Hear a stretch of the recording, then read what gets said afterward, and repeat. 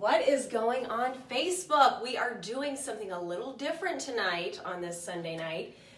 I am bringing back the dry erase board. So for those of you that have never seen this and you do not know who I am, my name's Sarah and I am an exercise physiologist and nutritionist, but I specialize in helping people find their healthy balance between exercise, nutrition, and time with their family. And I don't know where the camera is set, but if you can see, I have a little storage area of toys overflowing over here because I do have a little one who is 19 and a half months, I think, so I can't admit that she's almost 2. But yes, today we are discussing macros and BMR because I've received numerous messages from people asking, what the importance of counting macros is. Should they, shouldn't they? If they should, what should the macro breakdown be? What are macros? Yada, yada, yada. So everyone knows that I like to see the love in the comments, so drop some love. If you have any questions along the way, drop it in the comments because I cannot see you right now, because if I had it in selfie mode, you would not be able to interpret any of this. So I will do the best to my ability to break this down for you.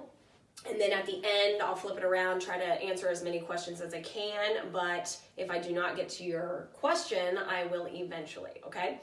So, macros. Before we dive into macros, I just want to explain the importance of knowing your BMR, okay? So the BMR is basically the number of calories that we need to consume just considering our body at rest, okay? So that's what energy our body uses in order to just do basic bodily functions when we're sleeping. We're not even taken into consideration when we're studying, when we're reading, when we're talking. That is all part of our activity factor, okay? Now, BMR can be calculated if you go in somewhere. I mean, there's many places that can calculate your BMR for you, but I have an equation here that is the most accurate equation if you're not getting it done at a facility. Okay, so we're going to start with the BMR, and there are 2 different equations for women and men. Of course, because men, they're bigger, typically their body utilizes nutrients differently than women, and more times than not, men require more calories than women. It's just how it is. So their calculation is 10 times their body weight in kilograms. So it's important you understand kilograms. And in order to do that, you basically take your body weight in pounds divided by 2.2. And so if you're at the gym and you see kettlebells in kilograms and you're like, well, it seems heavier. This is like so heavy. Well, then multiply by 2.2 to get the pounds. Then you add 6.25 times your height in centimeters. And if you don't know how to convert your height in centimeters, you take, and I wrote it down here, you take your inches, so you calculate how many inches you have, and you multiply by 2.54. So centimeters will always be higher in the number than your inches, or feet to inches. Minus 5 times your age plus 5 for the men. Females, BMR, can be calculated 10 times their body weight in kilograms plus 6.25 times their height in centimeters minus 5 times age minus 161, okay? So that is the only difference here is instead of plus 5, you're subtracting 161, okay? Now, just for the sake of showing you the numbers, I put mine up here. So I weigh, the only reason why I know this, I don't even own a scale, but I just had a doctor's appointment not too long ago, so that's why I know. 128 is what I typically weigh, I think, I don't know, but that's what I was the other day. So I calculated that to be 58 kilograms, and then I'm 5'7.5", but I just went with 5'7", and that's 170 centimeters, and then I'm 35 years old, okay? So with that, 10 times 58 plus 6.25 times 170 minus 5 times 35 minus 161 equals 1307 calories. So that is the amount of calories my body needs to have just at rest, to maintain, okay? So this is maintenance. Now, we need to factor in our activity. So for someone that's very sedentary, their number is going to be multiplied by 1.2. It goes to 1.375 for people that they exercise, they move around a little bit, but not a lot. 1.55 are those people who exercise about 3 to 5 times a week, just kind of, medium intensity. 1.725 is what I pretty much think I am, and it's exercising 6 to 7 days a week. Some days heavy, some days, medium, but you're really active. And then like a crazy athlete that's maybe even like a construction worker that's always on the go, never sitting down, working all day, on their feet all day long, you're going to multiply by 1.9, okay? So you take that BMR, you multiply it by this number, and because I chose 1.725, that number equates to be 2255, okay? So 2,255 calories for someone like me to just maintain. Okay. Now I'm not going to get into all the different calculations. Fortunately, I am in a maintenance level. I don't want to lose weight. I don't want to gain weight. I'm pretty content where I am. So that's going to be the number that I base my macros around because I'm in the safe zone, if you will. Now, if you are someone that is trying to lose weight, then you're going to take that number and you're going to figure out how much weight you want to lose. So we know that 3,500 calories equals 1 pound of body fat. So if you want to lose 5 pounds, you're going to have to multiply the calories accordingly and then divide per day. Okay, so let's just say, well, I calculated all of these based on maintenance, but if you did want to lose weight and then you calculated and you have to be in a calorie deficit of 500 calories a day, you would basically subtract that from this number, and then that would leave me to be what, 800 or something like that, okay? But you want to know, you want to gauge, am I trying to gain weight, am I trying to maintain, am I trying to lose weight?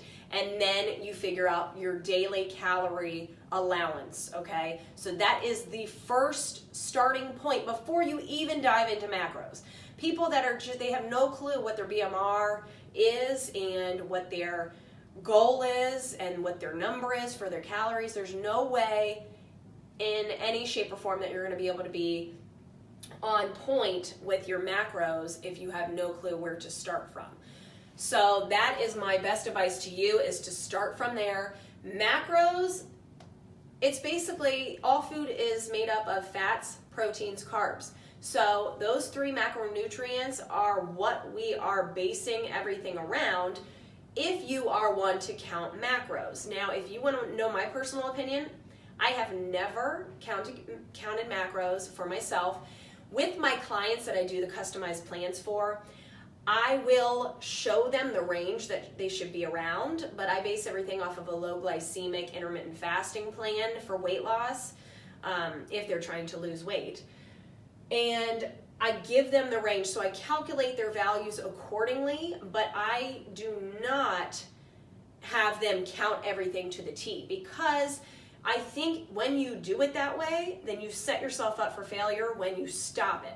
And I have so many people, I was just having this conversation with someone today, that a lot of my clients come to me and they are post-competition phases of their life, so they've competed for a couple years and they tell me, my nutrition coach or my prep coach had me counting macros, and I did very well with that, but now that I'm not counting any longer, I don't know what to do. Like, my hands are tied. So if that is someone, I'm hoping you guys are seeing me right now, if you have experienced counting macros and you were on point and you were loving the results, but then you stopped because you just found it to be a pain in the butt, and now you have no clue what you're doing, drop a 1 in the comments, because I know a lot of people come to me when they are kind of fed up and they want to learn a more balanced way of doing things. I have never weighed food. I have never counted calories. I've never done any of that. But I also have been around food and labels for years. I mean, for 15, I think it's been like 18 years now.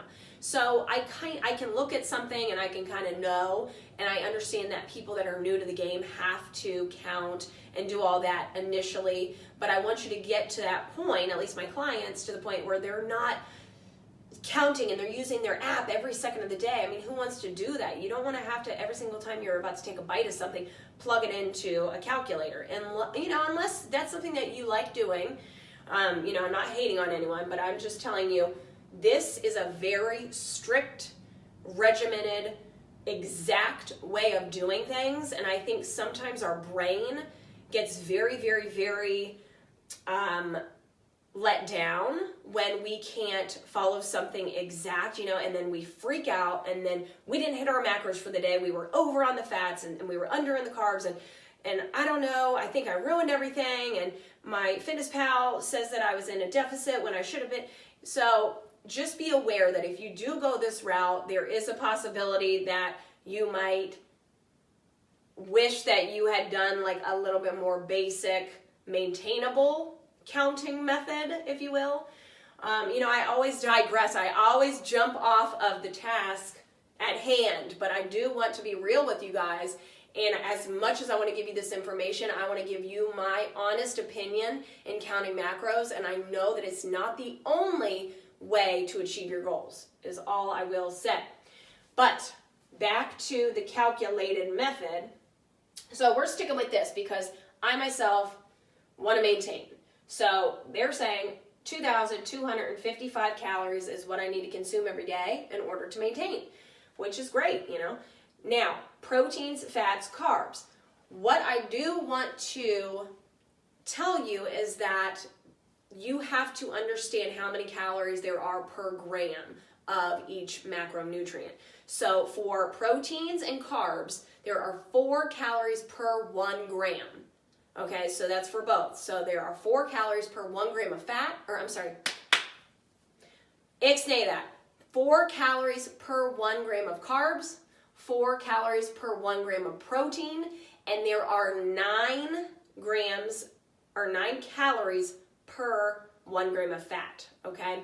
So I wrote those up here. I don't know how clearly you can see the red, but the protein, 4 calories per gram, carbs, 4 calories per gram, fat, 9 calories per gram. So if you're looking at people's macro breakdown and you're wondering, geez, why are you consuming so many more grams of protein or carbs and fat? It's because there are more than double the amount of calories per gram in fat than the other two, okay? So what I have down below, let's take into consideration that I myself am a mesomorph. Now, there's an endomorph, ectomorph, mesomorph. It's all different types of body types. Are we insulin resistant? Is our body very efficient at consuming carbs, breaking carbs down, and utilizing it? Or do we store carbs? Because I have a lot of friends and a lot of my clients who are very sensitive to carbohydrates. Therefore, their macro breakdown, and you know, I'm gonna be honest with you guys, I'm wearing my slippers right now. I'm taking them off because it's getting a little bit toasty up here. I always got to try to keep it real with you. But those people that tend to hold on to carbs will not have the same macro breakdown as someone like myself who is very efficient at burning carbs. So I consume more carbs than very many people just because that's my body.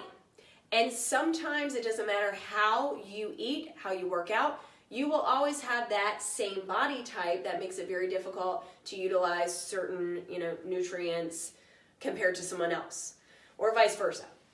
So because I am a mesomorph and I'm athletic, I always have, I've been eating well, my body does very well with carbs, and I am vegan now, so I consume more carbs just because of that, because I'm not eating meat as much as I'm not eating meat at all, but whereas before, that was kind of my go-to, so my protein was definitely a lot higher way back when. But what I'm realizing is that a lot of us are over-consuming protein and don't realize it, so that's just something to keep in mind too. I know that in the bodybuilding world, in the fitness world, they preach protein, protein, protein, but you honestly only need 0.8 times, and I have it down here, or maybe I didn't write it down, but typically 0.8 times, or per pound of body weight, okay? And that's lean body mass. A lot of people are consuming so you take your body weight, and a lot of people are consuming 2.5 times that amount. You don't need all that, okay? And our body will expel anything that it doesn't need, luckily, but something like protein, you can do some serious damage to your body if you are over consuming. So those people that are eating 5 chicken breasts in one sitting, and they're eating every 2 hours, and it's the next meal is 4 scoops of protein powder in their shake, and then the next meal is a big flank steak. I mean, it's hard to overconsume protein to that level of destroying your organs, but it is possible, so just be aware of that. There is something to be said about too much protein. But for me, I am consuming 30% protein, 30% fat, and 40% carbs, typically. Like I said, I don't calculate, I don't do any of that, but I know in regards to macros, carbs are my highest. They are. And a lot of people think, Sarah, you don't eat carbs because you're so lean. That is false. And it's just because my body can utilize carbs so well that I can do that. Now, a client of mine I was just with the other day, she says, I even look at a piece of bread and I gain 5 pounds. So it's not fair. No, it's not. But it's just understanding your body and knowing what type of body type you are and where to focus your percentages in regards to the macros. So if this is something that you guys want to see, I've calculated it for you. So I'm taking this amount of calories for my maintenance, 2,255 times 0.3, because that's the percentage as a decimal. And then that equals 676.5. And then I'm dividing by 4, because remember there's 4 calories per gram, okay, of protein. Same thing as carbs. And then that gives me 169 grams of protein a day. And then my fat will be calculated the same because it's 0.3, because it's 30%. But the only difference is you get that number and then you divide by 9 because there are 9 calories per 1 gram of fat. So that gives you 75 grams. Now the carbs would be the same, although you change it to 0.4 because it's 40%. And then you divide by 4, giving me 226 grams of carbs. Now, people are probably looking at that like, whoa, that's a lot of carbs. Now, do I consume those every day? Probably not. Do I get up to this amount of calories every day? Probably not, ever since I started with my intermittent fasting. And that's okay. Some days I eat a lot more fat than others. Some days I eat more carbs than others, but it's just understanding your body, eating until you're full, but not till you're stuffed and engorged. And that's that. So this is just kind of an overall way of understanding how to calculate your macros properly, and you have to start with your BMR. So hopefully, I don't know, I'll step off if someone wants to take like a snapshot of this real quick, and then you can zoom in later. But yeah, I hope that was helpful. I'll flip it around now, and I don't know what the lighting looks like up in here, so let's see.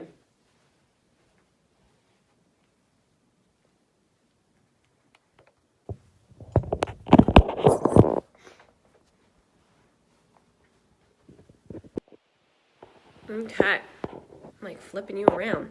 All right, so I guess I got to keep it like this. So yeah, anyone that has been watching, I guess I can't really see very many. I don't think there's very many comments because you guys are probably, okay. All right, but yeah, drop any comments, questions that you have, and I will make sure to come back and answer them if you have any questions. Have a good night.